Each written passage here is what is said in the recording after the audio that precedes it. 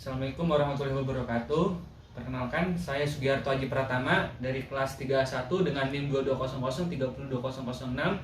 Dan di sini saya akan membuat video untuk tugas akhir untuk UAS mata kuliah Kewirausahaan 2, yaitu buku kerja 10 dan ke-11 yang nantinya akan diupload ke YouTube. Di sini judulnya yaitu bergerak dari sebuah ide menjadi sebuah usaha, buku kerja yang ke-10. Di sini namanya ya saya sendiri, Sugiarto Aji Pratama. Dan yang di sini ada buku kerja yang ke-10, identifikasi akses pembiayaan atau modal usaha baru. Unit usahanya adalah aquascape, produk atau jasanya aquascape dan ikan hias. Elemen yang pertama, identifikasi pentingnya pembiayaan atau modal. KUK-nya, alasan kebutuhan modal usaha baru diidentifikasi, variabelnya yaitu tantangan cash flow dan penanaman modal. Yang kedua, sumber-sumber modal personal diidentifikasi yaitu dana pribadi sendiri.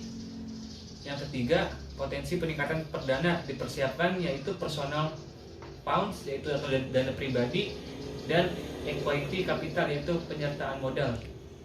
Yang kedua, diidentifikasi sumber-sumber pembiayaan ekuitas. KUK-nya business angel diidentifikasi yaitu mereka menginvestasikan uang mereka sendiri ke dalam proyek, biasanya lebih sedikit daripada yang diinvestasikan oleh pemodal Ventura.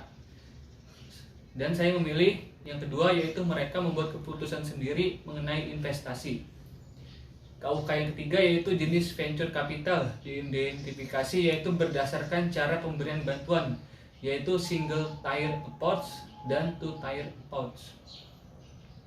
Kemudian KUK yang ketiga yaitu initial public offering diidentifikasi yaitu pengakuan investor dan perubahan modal. Kemudian yang ketiga, identifikasi pembiayaan pinjaman. KUK-nya bank komersial diidentifikasi. Bank komersial mempunyai karakteristik yang pertama, secara historis bank umum belum dipandang sebagai sumber pendanaan praktis untuk perusahaan pemula. Kemudian KUK yang kedua, SBA guaranteed loan diidentifikasi. Saya memilih yang ketiga yaitu hampir semua usaha kecil memenuhi syarat untuk mengajukan pinjaman tanpa jaminan SBA. Kemudian KUK yang terakhir, sumber-sumber pinjaman lain diidentifikasi yaitu sumber-sumber pinjaman lain dapat mencakupi teman dan keluarga.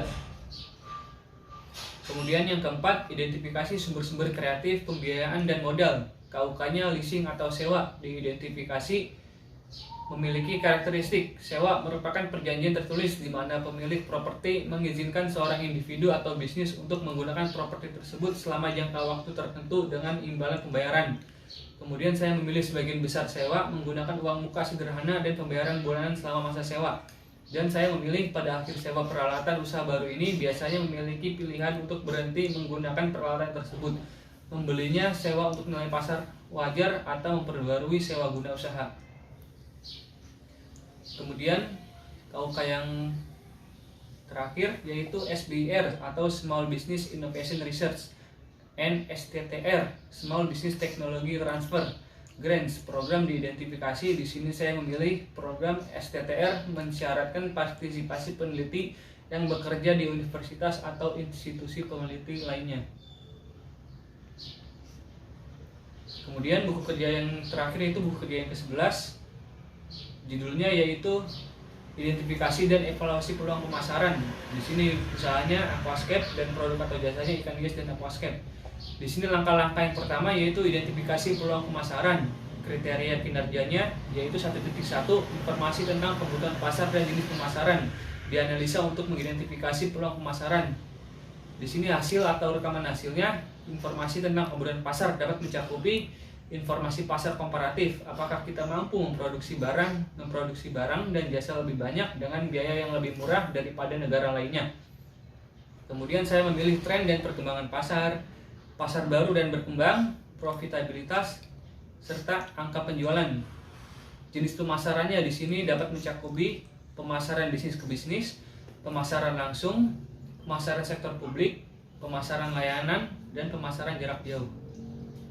1.2, potensi pasar baru dan kontribusi pada bisnis diteliti untuk masuk, membentuk, atau mempengaruhi pasar dalam hal kemungkinan kontribusi terhadap bisnis.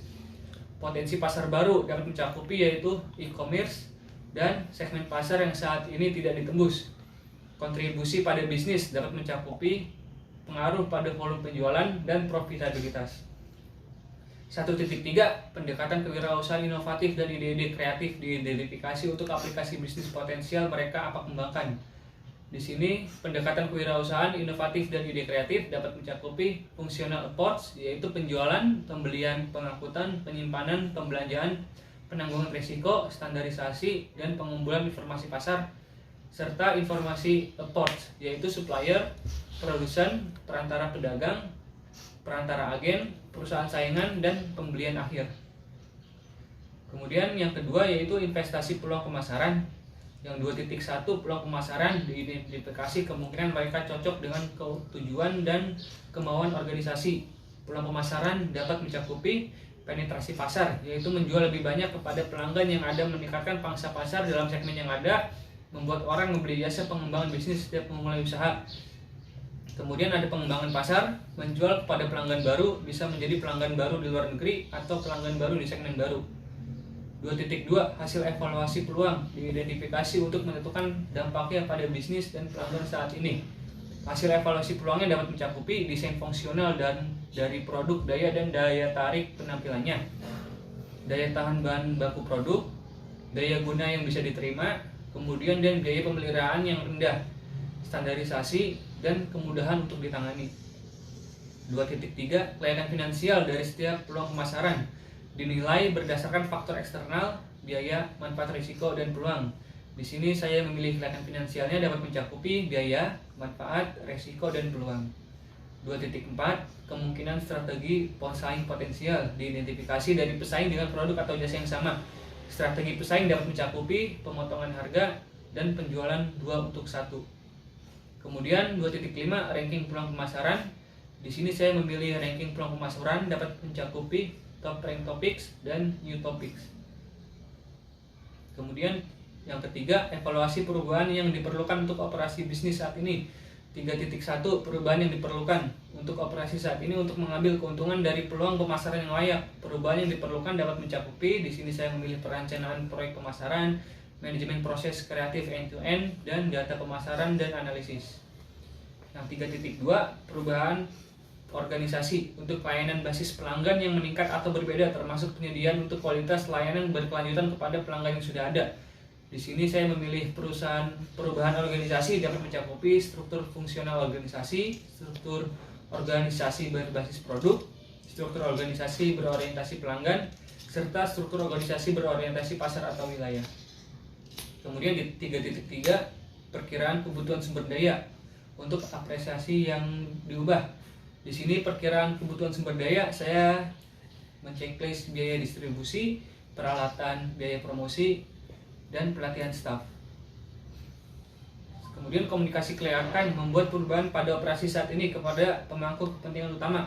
Di sini komunikasi kelayakan, saya memilih staf sumber daya manusia, tenaga pemasaran, pemilik staf produksi, pengawas. Dan yang terakhir yaitu 3.5 Dokumentasi peluang pemasaran yang baru diidentifikasi dan perubahan yang diperlukan. Di sini kemarin saya sudah mengisi kuesioner yang dikirim melalui linknya, dan ini linknya ada di sebelahnya. Oke, terima kasih dari penjelasan buku kerja yang 10 dan 11 saya. Selebihnya mohon maaf. Terima kasih.